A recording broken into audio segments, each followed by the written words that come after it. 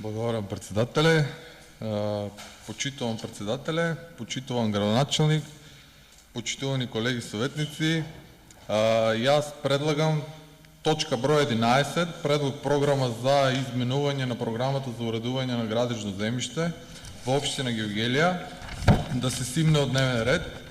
Причините за тоа се три. Едната причина е затоа што при изготвување на овој правилник за надоместот за уредување на градежно земјиште земени се предвид интересите на инвеститорите, а не е земен интересот на општините, на локалните самоуправи. Втора работа е што надоместот и пред ваквиот правилник беше сразмерно помал во однос на влијанието на животната средина кој што го прават инвеститорите и профитот кој што го имаат. И третата причина е поради тоа што ова е спротивно на европските пракси, на кои што имаат тенденција кон создавање на енергетски самоодржливи општини. Да објаснам малку поопширно, поред за секоја точка. Значи, најпластично кажано, демократија е кога има владење на народот, што е спротивно од владење на поедини групи на мокници, и според либералниот речник мора да има некои стандарди кои што работат против концентрација на таа мок, редовни избори, еден глас за еден човек, непосредни избори, поделба на власта, владење на право и така натаму, но се прави еден привид, а привидот е, и тој привид ја сече во корен таа идеја за неконцентрација на мок. Привидот се прави затоа што не се бавиме со организација на работното место, а таму 90% од работата ја завршуваат работниците, а 90% од кјарот го взимаат газите, па имаме резултат на, најпластично кажано, две класи. Една на мокници која е малобројна и една огромна на обични граѓани, и овие мокниците можат да си стават цели влади в джеп. Ние имаме такви примери во Македонија. Така мокниците, пример од рударското лоби, си го ставија Уставен суд во джеп кога ги укина, а референдумите го ставија Управен суд во джеп. Управен суд во джеп кога им се врати концесијата противправно на инвеститорите во Иловица, и така натаму. Значи, во случајов така е донесен и правилникот. Значи, инвеститорите се прашани, а не е прашан тој кој што треба да биде прашан. А Законот за локална самоуправа во глава 11 вика механизми за соработка меѓу општините, Владата на Република Македонија и органите на управата. Во член 78 консултирање на општините стои во став 1 дека општината ќе биде благовремено и соодветно општините ќе бидат благовремено и соодветно консултирани во постапката за планирање и одлучување за прашања кои се однесуваат на нив. Општините при носење на овој правилник никој не ги праша.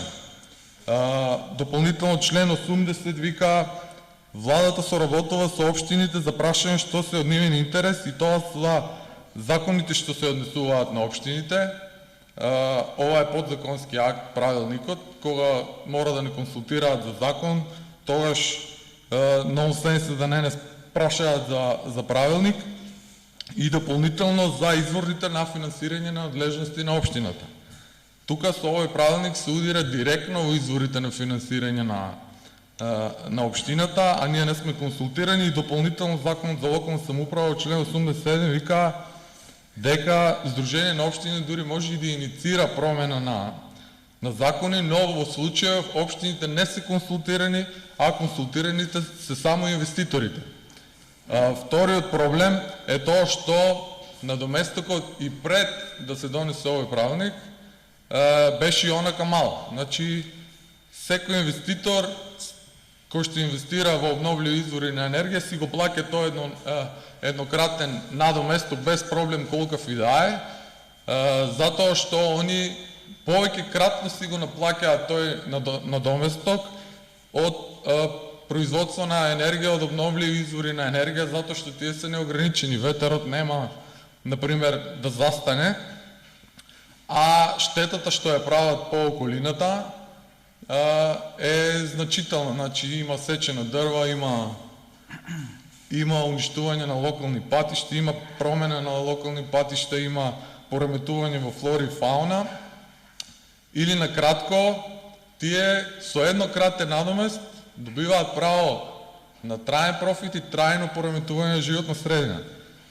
Трет проблем е тоа што ова е спротивно на новите европски пракси, посебно во Германија, кај што има тенденција да се создаваат самоодржливи општини, енергетски самоодржливи општини, а целите им се две: да се ослободат од дополнителни давачки општините и да се ослободат од приватни трговци со енергенси. Ние имавме таков проблем, имавме приватен добавувач на електрична енергија, кој рипнаа цените, реши да не го раскине договорот, па се доведовме во ситуација комуналното да дојде на рап да ни качува цени за да можеме да си ја платиме струјата. А овој правилник кој што ги намалува, кој што го намалува и тој така мал надоместок е спротивно на ова. И мојата идеја е да ја повлечеме точкава. Веќе има еден таков пример, општина Богданци ја повлече оваа точка од дневен ред и таму сложно цел совет се договори да испратат мислење до Министерство за транспорт и врски, да се изнајде ново решение во врска со надоместоците за производство на енергија од обновливи извори на енергија и при тоа да се има предвид и интересите на локалната самоуправа и на општините, а не само интересите на инвеститорите. Благодарам.